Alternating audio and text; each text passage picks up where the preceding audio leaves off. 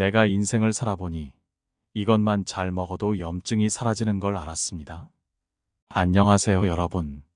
오늘은 우리 일상에서 흔히 접하는 소금의 중요성과 효능에 대해 이야기해 보려고 합니다. 여러분이 소금에 대해 가지고 있는 생각을 조금은 바꿀 수 있을 거예요. 먼저, 소금이 우리 몸에 얼마나 중요한지 알아볼까요? 소금은 우리 몸의 여러 기능을 원활하게 하는데 필수적인 역할을 합니다. 특히 혈액순환과 신경 기능을 지원하면서 우리 몸을 건강하게 유지하는 데 큰 도움을 줍니다. 그런데 소금이 건강에 좋다고 해서 무작정 많이 먹어도 되는 걸까요? 절대 그렇지 않습니다. 다들 잘 아시겠지만 소금 섭취는 적당한 양이 아주 중요합니다. 너무 적게 먹으면 몸의 균형이 깨지고 너무 많이 먹으면 다른 건강 문제가 생길 수 있습니다. 소금의 양을 조절하는 것은 각자의 몸이 스스로 할 수 있는 일입니다. 우리 몸은 필요한 만큼의 소금을 섭취하고 과도한 소금은 자연스럽게 배출하는 능력을 갖고 있습니다. 따라서 자신의 몸 상태에 맞는 소금 섭취량을 찾는 것이 중요합니다. 그렇다면 소금은 질병을 예방하고 치료하는 데 어떻게 도움이 될까요? 소금은 염증을 줄이고 면역력을 강화하는 데 효과적입니다. 특히 만성적인 염증 문제를 가진 사람들에게 소금은 큰 도움이 될 수 있습니다. 이제 소금을 어떻게 섭취하는 것이 좋을지 이야기해 볼까요? 일반적으로 소금은 음식 조리 시 적절히 사용하는 것이 가장 좋습니다. 과도한 소금 사용은 피하면서도 필요한 만큼은 반드시 섭취해야 합니다. 개인의 건강 상태와 생활 방식, 식습관에 따라 소금 섭취량은 달라질 수 있습니다. 우리 각자는 자신의 몸 상태를 잘 이해하고 필요에 따라 소금 섭취량을 조절하는 지혜가 필요합니다. 소금에 대한 의학계의 인식과 그것이 현대의학에서 어떻게 다뤄지고 있는지도 알고 넘어가야 할 중요한 이슈입니다. 이는 소금과 건강에 대한 우리의 이해를 더 깊게 하고 소금 섭취에 대한 균형 잡힌 접근을 가능하게 할 것입니다. 현대의학에서는 소금을 건강의 적으로 여기는 경향이 있습니다.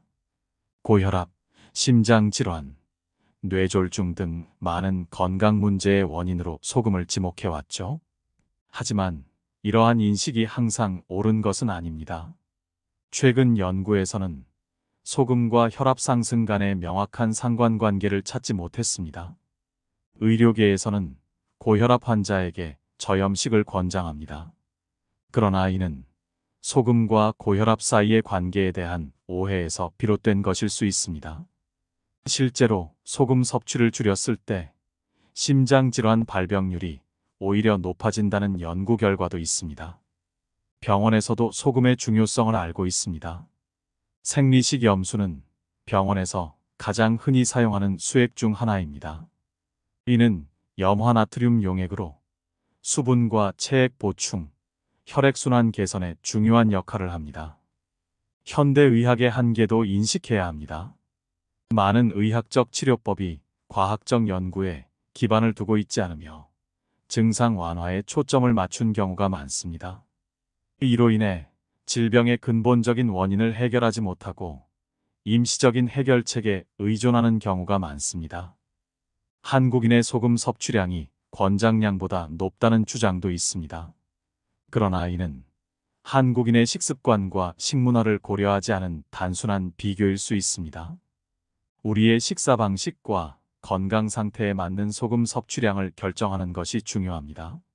소금 섭취량을 결정할 때는 물 섭취량을 함께 고려해야 합니다. 단순히 나트륨 섭취량만을 고려하는 것은 올바르지 않습니다. 고혈압과 소금 섭취량의 관계는 여전히 논란의 대상이며 고혈압 환자들에게 소금 섭취 감소가 늘상 좋은 결과를 가져오는 것은 아닙니다. 이처럼 의료계의 소금 인식은 다양한 관점에서 볼 필요가 있습니다. 건강한 식습관을 위해서는 소금의 중요성을 이해하고 자신의 식습관과 건강 상태에 맞게 소금을 섭취하는 것이 중요합니다. 소금 섭취량에 대한 권장 기준은 전 세계적으로 다양합니다. 일부 전문가들은 적은 양의 소금 섭취를 권장하며 이는 고혈압과 심장질환 예방에 도움이 된다고 주장합니다. 하지만 이러한 권장량이 모든 사람에게 적합한 것은 아닙니다. 실제로 소금 섭취량과 건강 사이의 관계에 대한 연구는 여전히 진행 중입니다. 일부 연구에서는 소금 섭취량을 줄였을 때 건강에 긍정적인 영향을 미치는 것으로 나타났지만 다른 연구에서는 그렇지 않은 결과를 보이기도 합니다. 더불어 소금 섭취량과 관련된 연구들 사이에도 의견 차이가 있습니다.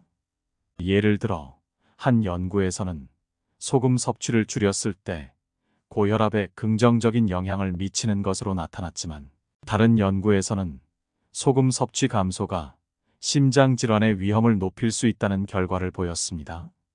이러한 논쟁은 소금 섭취량 결정에 있어 개인의 건강 상태와 생활 습관을 고려해야 함을 시사합니다. 소금 섭취량을 결정할 때는 단순히 일반적인 권장량을 따르기보다는 개인의 식습관, 건강 상태, 활동 수준 등을 고려하는 것이 중요합니다. 종합적으로 소금 섭취량에 대한 논쟁은 여전히 많은 의문을 남깁니다. 이는 우리에게 건강한 식습관을 유지하기 위해 소금 섭취량을 개인적으로 조절하는 것이 얼마나 중요한지를 일깨워줍니다. 자신의 건강 상태와 생활 방식에 맞는 소금 섭취량을 찾는 것이 중요합니다. 그렇다면 이제 소금과 고혈압, 당뇨, 염증 등 건강 문제와의 관계에 대해 알아보겠습니다. 소금이 이러한 건강 문제에 어떤 영향을 미치는지에 대한 내용을 살펴볼 것입니다. 첫째로, 고혈압과 소금의 관계입니다. 일반적으로 소금 섭취량이 많으면 고혈압 위험이 높아진다고 알려져 있습니다. 하지만 모든 사람에게 이런 경향이 적용되는 것은 아닙니다. 실제로 일부 연구에서는 소금 섭취 감소가 고혈압 환자에게 늘 긍정적인 결과를 가져오는 것은 아니라는 결과를 보여줍니다. 다음으로 당뇨와 소금의 관계를 살펴보겠습니다. 소금 섭취량과 당뇨 사이의 직접적인 연관성은 명확하게 밝혀진 바 없습니다. 그러나 건강한 식습관을 유지하기 위해서는 소금의 적절한 섭취가 중요할 수 있습니다. 염증과 소금의 관계도 중요한 주제입니다. 소금은 체내 염증을 줄이는 데 도움을 줄 수 있습니다. 특히 만성 염증을 가진 사람들에게 적절한 소금 섭취는 건강 개선에 긍정적인 영향을 미칠 수 있습니다.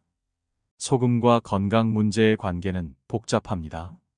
소금 섭취가 건강 문제 해결에 항상 긍정적인 영향을 미치는 것은 아니지만 적절한 소금 섭취는 건강 유지에 중요한 역할을 할 수 있습니다. 따라서 개인의 건강 상태와 생활 방식에 맞게 소금 섭취를 조절하는 것이 중요합니다. 다음은 인체가 소금을 어떻게 조절하는지, 그리고 과다 섭취 시 우리 몸이 어떻게 반응하는지에 대해 알아보는 것도 중요합니다. 우리 몸은 소금의 균형을 매우 세심하게 조절합니다. 우리가 섭취하는 소금의 양이 많든 적든 몸은 이를 적절히 조절하여 필요한 양만을 유지하려고 합니다. 이러한 조절 기능은 인체의 자연스러운 메커니즘으로 작동합니다. 소금이 과다하게 섭취되면 몸은 여러 방법으로 이를 조절하려 합니다. 예를 들어 과도한 소금은 주로 소변을 통해 배출됩니다. 이 과정은 신장의 중요한 역할 중 하나이며 우리 몸의 나트륨 수준을 조절하는 데 중요합니다. 또한 몸은 소금의 과다 섭취를 감지하면 물의 보유량을 조절하여 균형을 맞춥니다. 이는 체액의 농도를 일정하게 유지하는 데 도움이 됩니다. 즉, 몸은 소금과 물의 균형을 맞추기 위해 노력합니다. 하지만 이러한 자연스러운 조절 메커니즘에도 불구하고 지속적으로 과다한 소금을 섭취하는 것은 건강에 부정적인 영향을 미칠 수 있습니다. 장기간 고염분 식습관은 고혈압과 같은 건강 문제를 야기할 수 있습니다. 반대로 소금이 부족할 경우에도 몸은 적절하게 반응합니다. 소금이 부족하면 몸은 나트륨을 보다 효율적으로 재흡수하려고 노력하며 이는 신체의 필수적인 기능 유지에 중요합니다. 이렇게 우리 몸은 소금의 양을 조절하는 데 매우 능숙합니다. 이러한 자연스러운 조절 능력을 이해하면 우리는 건강한 소금 섭취량을 결정하는데 더 나은 선택을 할 수 있습니다. 여러분, 소금 섭취와 관련하여 건강한 선택을 하는 것이 중요합니다. 우리 몸의 자연스러운 조절 메커니즘을 신뢰하되 건강한 식습관을 유지하기 위해서는 적절한 소금 섭취량을 고려하는 것이 중요합니다. 소금 섭취 감소와 건강에 대한 현대의학의 접근 및 현대의학의 한계에 대해 비판적으로 검토해 보겠습니다. 현대의학은 종종 소금 섭취를 줄이는 것을 건강한 생활의 중요한 부분으로 강조합니다. 특히 고혈압과 심장질환 예방을 위해 저염식을 권장하는 경우가 많습니다. 하지만 이러한 접근이 항상 적절한 것은 아닙니다. 실제로 소금 섭취 감소가 모든 사람에게 긍정적인 결과를 가져오는 것은 아닙니다. 일부 연구에서는 저염식이 오히려 일부 건강 문제를 악화시킬 수 있다는 결과를 보여주기도 했습니다. 이는 소금과 건강의 관계가 일반적으로 생각하는 것보다 더 복잡하다는 것을 시사합니다.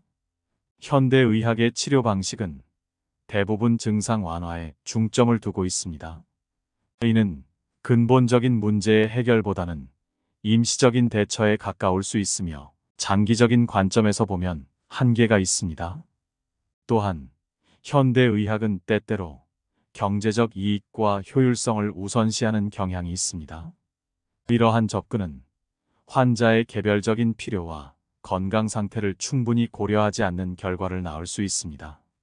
한국과 같이 전통적으로 소금 섭취량이 높은 국가에서는 WHO의 권장량이 항상 적절하지 않을 수 있습니다.